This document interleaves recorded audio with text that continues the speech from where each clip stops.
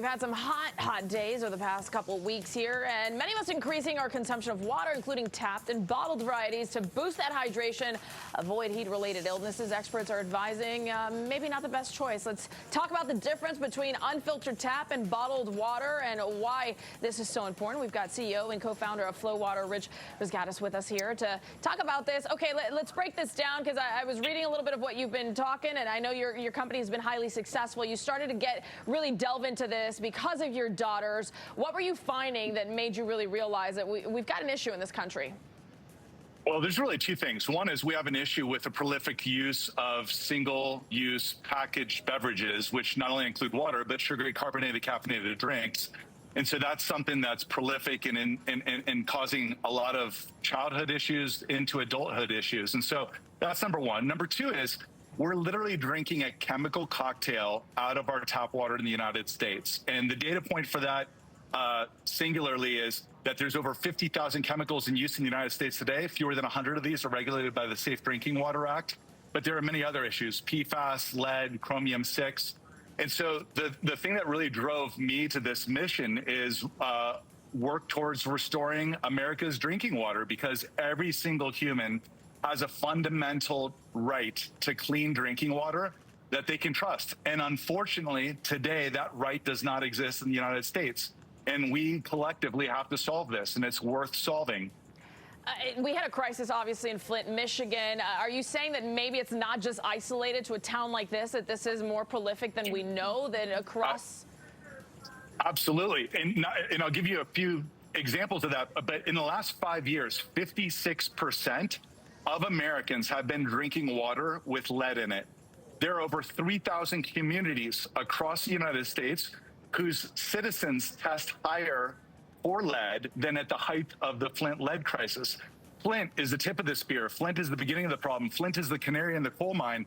The reality is, you're living in Flint, I'm living in Flint, we're all living in Flint. And this is the problem that's not getting a lot of attention right now.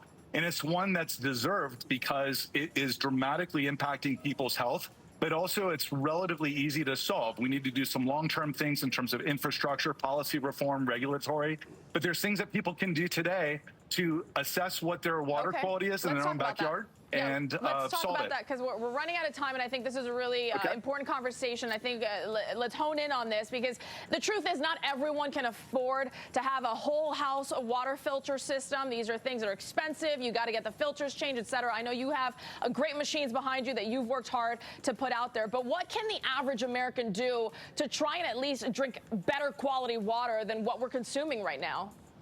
I'll give you 3 really quick, simple steps. And by the way, I don't have a whole household in my system as well, and I've studied and run a water company for the last 12 years. So number one, go to drinkflowwater.com, and you can see an area in the top right section of the page where you can see what your water quality is. And that's a database from a nonprofit organization called EWG, and that's just a sampling of the contaminants that are in there. So number one, you can look at that database on drinkflowwater.com. The second thing that you can do is, for a couple $100, $300, you can buy a countertop reverse osmosis plug-and-play system, which will remove PFAS, pharmaceuticals, herbicides, pesticides, and make your water clean, safe to drink, so that you're not drinking something that's wrapped in plastic, that's full of microplastics. And so that's a problem that's easily solved today in the household, and what we're doing is solving it in hotels, schools, gyms, and corporations across the U.S. But what we're really doing is evangelizing consumers do something to solve it today in their home, as well as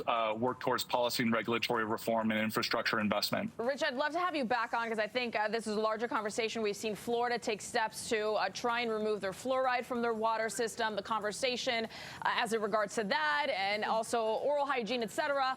And then I'm curious, as someone who's a professional in this business, when you have these sort of, say, flow water machines behind you, what's the best vessel you would say to fill up? Is it stainless steel or a glass, or what would you recommend? Because I almost find that...